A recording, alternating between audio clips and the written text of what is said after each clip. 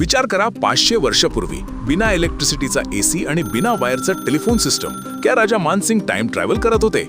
जी नाही, हे त्यांच्या ग्वालियर किल्ल्याच्या ॲडव्हान्स्ड इंजिनिअरिंगची कमाल होती. एक असा आजोबा जिथे एन्शियंट आर्किटेक्ट्सने हवा आणि आवाज म्हणजे साऊंडला मास्टर केलं होतं. किल्ल्याच्या भिंतींमध्ये छोटे छोटे वेंट्स आणि स्टोन पॅसेजेस बनवले गेले होते. या वेंट्सच्या जवळ उभं राहून जर राजा मानसिंग तोमर बोलत होते तर त्यांचा आवाज या नॅरो चॅनल्समधून प्रवास करून राण्यांच्या महालापर्यंत पोहोचत होता.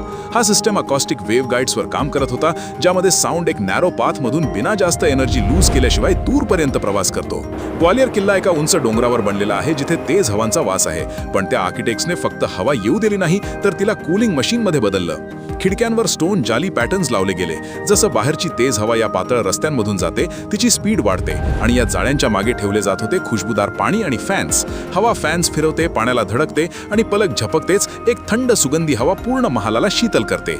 या फिनॉमिनॉनला आज सायन्समध्ये वेंचुरी इफेक्ट म्हणतात.